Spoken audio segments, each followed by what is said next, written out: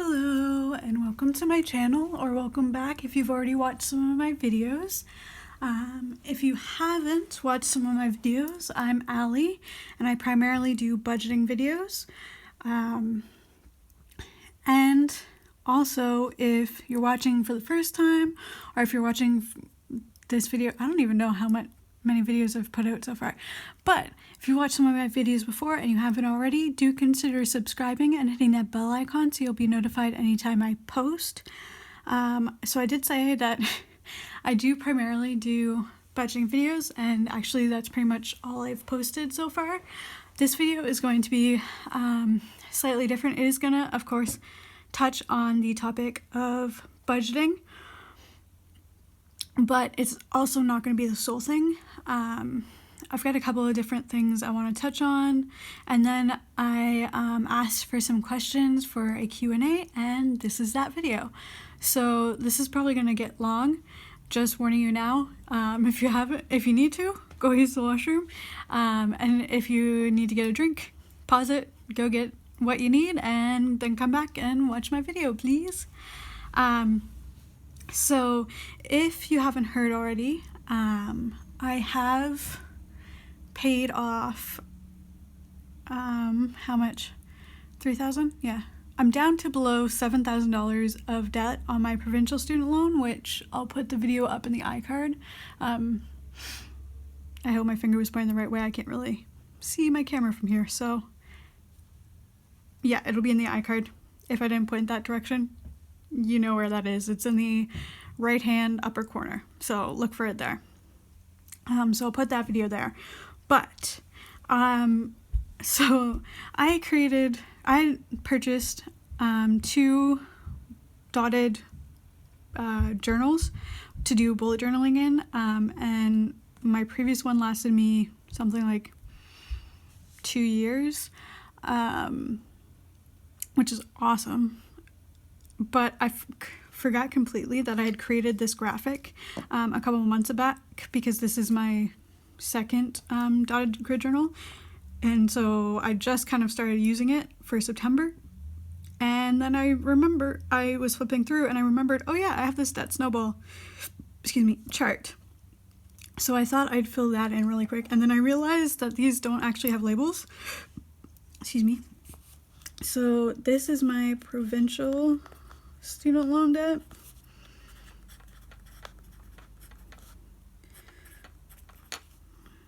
And this is my federal.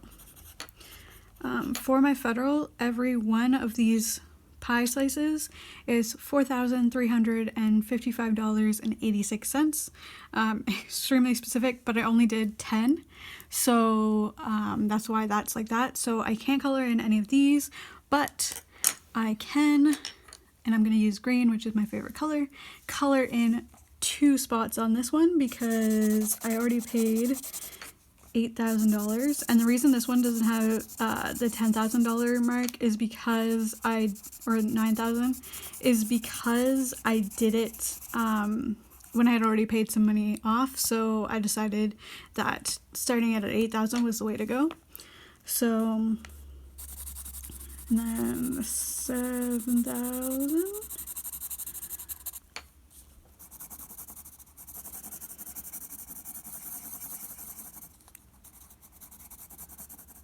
And I'm just going to color a little bit into the 6,000s because I am under that 7,000 mark.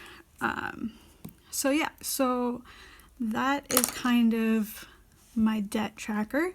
And I'll try and keep more up to date, but these of course are all thousands, so I probably won't do another video where I color something in until I get down to below 6,000. And if before I start making additional debt payments I am able to color one of these, then I definitely will celebrate that with you guys and color that.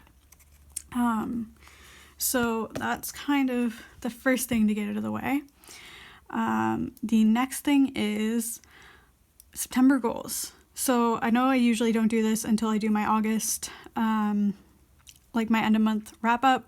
My end of month wrap up is going to be a little bit late this time because obviously my last paycheck in August was pretty much the last week of August, which means I won't know for sure like my cash envelopes and everything until the second week in September, which I know we are in, but so you won't get that the end of month check-in until I do post my paycheck 3 August biweekly check-in, which of course that'll be posted on Friday, so keep an eye out for that. And then I'll try and post either the monthly check-in on Saturday or Tuesday. I'm not sure right now which of those days, but yeah, so that will be posted. But it's kind of already 2 weeks into September, and I already kind of been sharing my goals for September with some YouTubers who have posted some videos about their September goals. So I just thought I'd share that with you guys in this video. So first of all, my first goal is to save $30 from my cash envelopes. September is a fairly quiet month in the first half, and it gets fairly busy in the second half, so I'm hoping that I'll be able to save that $30 from just a couple different envelopes. And along with that, my grocery budget is something that I want to try and work on and try and get down just a little. Not too much, because obviously if I'm reaching it, then I'm spending all my money in that category, then obviously I'm reaching it. I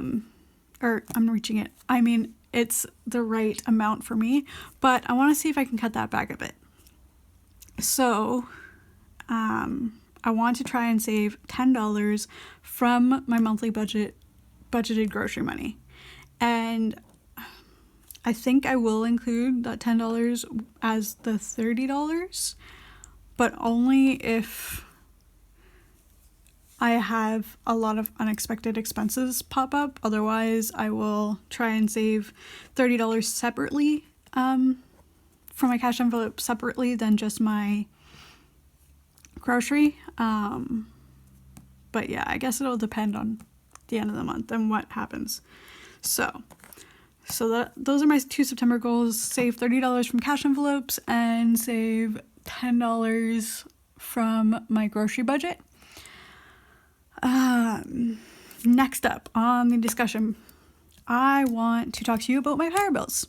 So I was doing some research, and it turns out that the power company does offer a equal billing payment plan. And what that means is that they basically look at your power usage for, I can't remember if it's 6 months or a year in the past, and basing their predictions on that, they would then charge a set amount each month for your power bill. And so what that would happen is, obviously in the warmer months your power bill goes down, so the money you would be paying would easily pay that off. But as it gets cooler, then that money is not going to be paying it off, but what it's going to do is you're going to have built up enough credit to pay that extra. Yeah, that's the best way I have to explain it. And if you don't understand, do comment in the comments below, and I will definitely try and explain it a bit better, and maybe with examples, because right now I just kind of wanted to get my thoughts out, so I didn't even really write anything. But yeah, so that would mean I would be paying towards my power bill every month. But it would be a set amount, and they do every 6 months, and they have specific months that they look at it. They look at your power usage, and if you're either paying too much in your monthly payment or you're not paying enough, they adjust it then. And of course, if you ever decide, you can go back to the bi-monthly billing where you just get billed and you pay that amount. but you would of course have to settle up your bill if there was any over what you had already paid that needed to be paid. So yeah, I'm kind of thinking about it, because pros, I would have a specific budgeted amount every month, and it wouldn't be like now where some months that money does get used, other months I can pretty much guarantee it's going into my snowball, but then I end up spending some of it because I know it. Yeah. So pro number one would be I would be paying the same amount every month, and that would only change potentially twice a year. The other pro is then that because I know I'm paying a specific amount every month, I could more accurately predict how much should be going into my debt snowball. But on the flip side, I could also overspend that money, because then I know that I'm only paying a certain amount towards the power bill each month.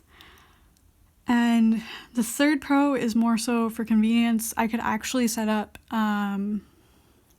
pre-authorized payments, and then that way it would come out at a specific time. And technically I can do that with my billed amount, but because I don't know how much my power bill is every 2 months, I don't want to set that up, because I'm worried that I'll budget the $300 and for whatever reason I go over that accidentally, and then that comes out of my account and I'm not expecting it, and it messes my whole month up.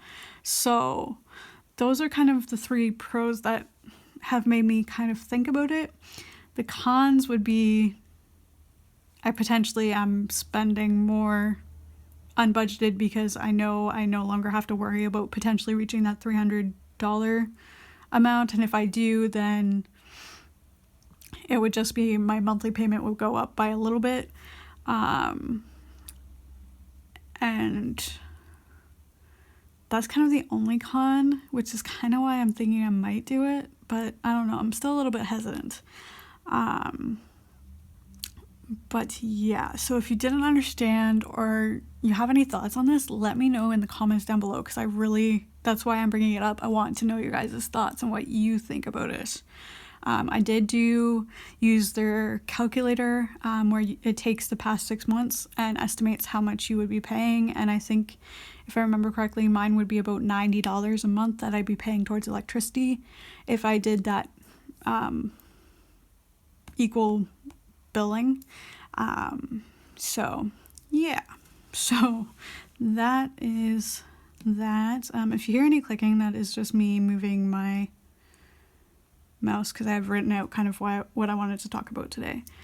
Now, shoutouts. So I do want to shout out to some awesome YouTubers that I frequently follow, and I love watching their videos, and they also comment on my videos, and they seem to enjoy my channel, which I really appreciate.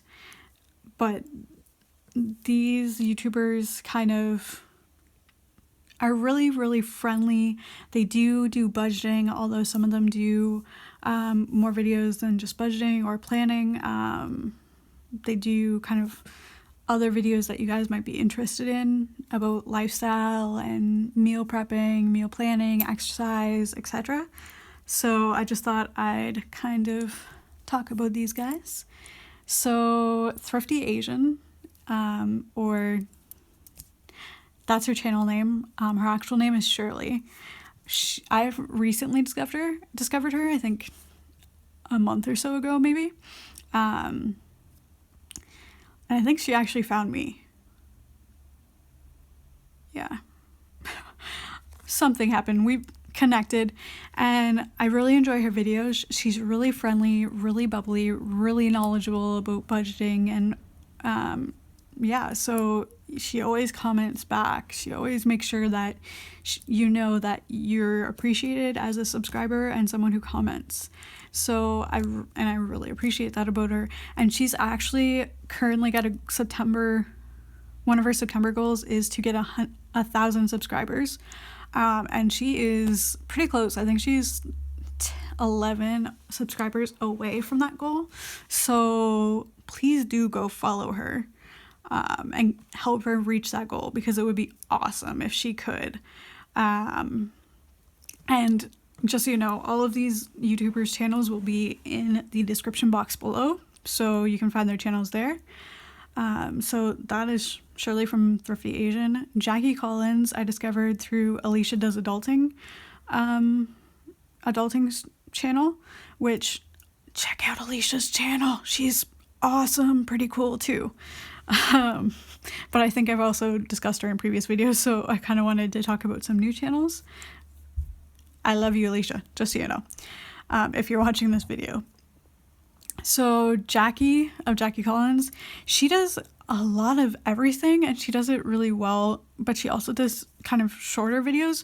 So not like my videos, which can go from anywhere from 10 to 20 minutes. And I think this one's going to be a bit longer. But yeah, she talks about budgeting. She talks about her exercise and weight journey. She talks about meal prepping. Like, there's a lot of things she talks about, and she is really friendly. Again, like, all of these ladies are really friendly and really helpful and answer any questions you might have, and they really enjoy talking to you, which is something I love. I love that sense of community. So go follow Jackie. Debt Free D is another. I really enjoy our conversations that we have through various comments that we make on each other's channels and videos. D does do a lot of budgeting as well, and some planning, I believe. I'm not that big on planning videos just because, I don't know. I'm not. But I do occasionally watch some of hers, and they're really good. But I mostly follow her for budgeting because she is really rocking that budget. So, and then finally there's Tracy from the Financial Freedom Diary. Again, really friendly lady, really good at the budgeting thing. And I just really enjoy watching her videos. She keeps them really cool, really real, I guess, kind of thing. Excuse me. So I do like that about her videos. So as I said before, find their channels in the description box below and go follow those ladies. All right, now to the main point of this video. Oh my goodness, how long is this thing? It's already 20 minutes, geez. So I asked people to give me some questions in the comments of my video, and you guys came through. So I do have some questions I'm going to answer, and I figured, because obviously I don't film my face, which is just a personal choice that I want to do, I figured I found this cool Fantastic Beasts coloring page book thing at my local dollar store, and I decided let's do some coloring while I am answering questions, because that just makes things fun. So I kind of like this already, so I'm just gonna take this first page, but they do have a lot of different ones. Like, they have some of the creatures, like the Niffler, who's really, really cute, and like Nomad, Jacob, Queenie. They have a poster.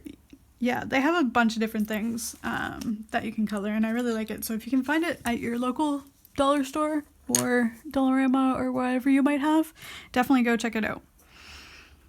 So let's start questions as I kind of start coloring.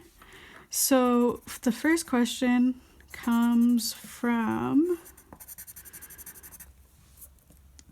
Tracy at the Financial Freedom Diary, which I didn't just mention her because she, in the shoutouts, just because she asked a question. She's really friendly. Go talk to her. And she asked me, am I still in school? So sometimes I do act like I am still in school. I swear. I honestly think sometimes I am a 5-year-old in a 25-year-old body. So that is an honest question. But actually, I have been out of school for about a year and 6 months. I did 4 years for a bachelor's degree, and that was a Bachelor of Arts with a major in history and a double minor in French and classics. I did do, so I graduated with that in 2016, and then immediately went into doing a master's degree. Although I didn't do a master's of arts degree, I did a master of library and information science, which, if you like books and libraries, you should definitely consider it. Library, because that is one of the main degrees you can, actually I think that is, they like renamed it, so technically, yeah. But this program is one where you can be a librarian, and obviously I don't know if I've said that or not. I am not a librarian right now. I think it's cool, but I enjoy the work I am doing now. So even though I do have a librarian degree, and it doesn't necessarily mean that you have to be a librarian, I actually am working more so in the information management side of things. So I tend to do more, I do research, which is part of what a librarian does, but I also tend to do more document management and kind of keeping people organized and making sure the systems are what they should be and work for the people. I don't think I'm going to get very far with coloring while I'm by the time this video ends, but anyway, so yes. So the question from Tracy was, are you still in school? No, I am not still in school, but I was in post-secondary for 6 years, and I just graduated about a year and a half ago. So thank you for your question, Tracy. I really appreciate it. So the next couple of questions, well, actually the remaining questions are all from Jackie Collins, which, oh my goodness, I love you, girl. Thank you for giving me so many questions. Otherwise this would have been a very short video. Although, again, this is going to be one of my longest videos actually. But so first of all, I did mention in the video she commented on it that I bought preseason tickets for some games, which then she asked, what game tickets did you purchase? And that is my preseason for the team that I buy my season tickets for. Unfortunately with the season tickets, they don't come with preseason tickets, so you do have to purchase those separately, which is what I did. And so I do go and watch hockey, which I really enjoy, and I'm really glad it's starting back up. So those, usually if I'm talking about games, that's what I'm going to talk about, is hockey. Other sports don't interest me as much, so yeah, I just don't go see them. Okay, next up, that U is kind of really colorful. Next up, what do I want? Next question is, as someone who struggles with giving, how do you place that as a priority in your budget, knowing you still have debt? So, actually, and there's kind of a secondary question, is it something that has always been easy for you, or has it taken some practice?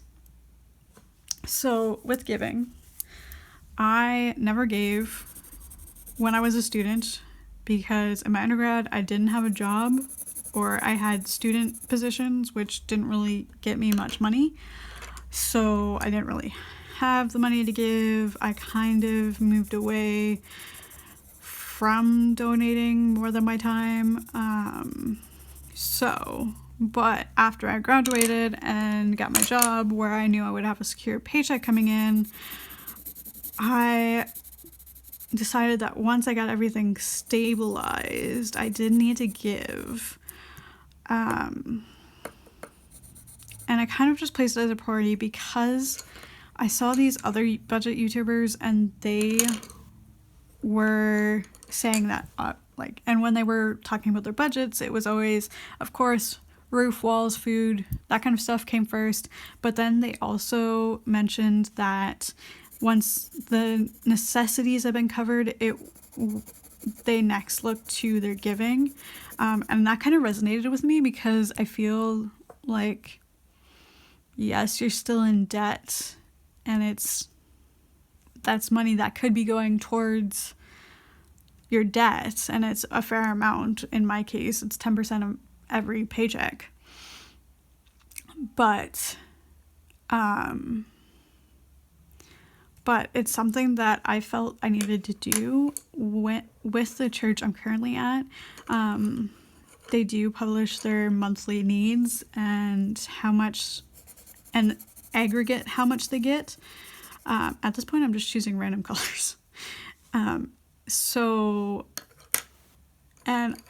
sometimes it really does seem like the church is struggling, and I don't like that because I really like this church. Everyone's really friendly, everyone's really nice, and I enjoy attending it.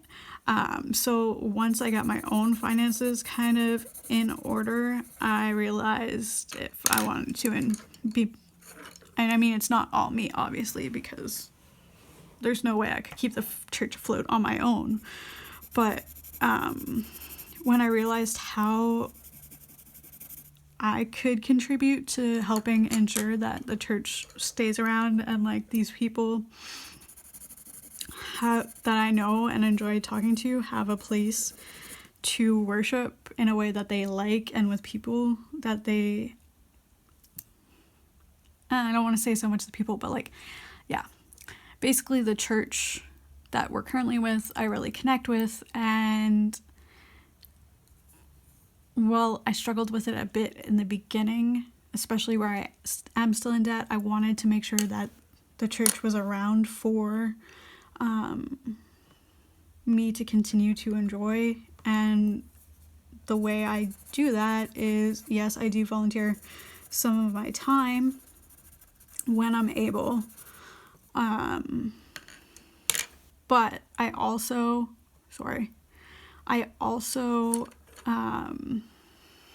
donate my money, and that is the way I try and phrase it to myself, is that if I want to help ensure that this church is around for a long time for me to enjoy, I need to be tithing and helping with keep that church around. Not to mention, it is in the Bible that is one of the things that you are supposed to be doing, is tithing and making sure that you're giving your 10%. And so that is kind of how I justify it. And I wouldn't say it's been easy. It might seem easy because every month I am giving that money away, but that's also because I specifically have that cash envelope, and that's not a cash envelope that I carry around at all because there's no reason for me to carry it around. So then I cannot spend that, and that kind of makes it easier that I'm not carrying it around. But I can say if I started carrying it around, or I felt really desperate to get something, in the beginning especially, I might have actually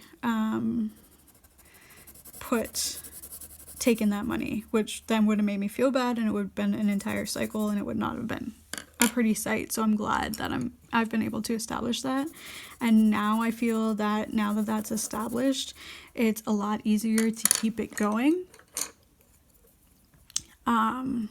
So I will say, like, starting that is very hard to do, just kind of justifying it, especially when you're in debt.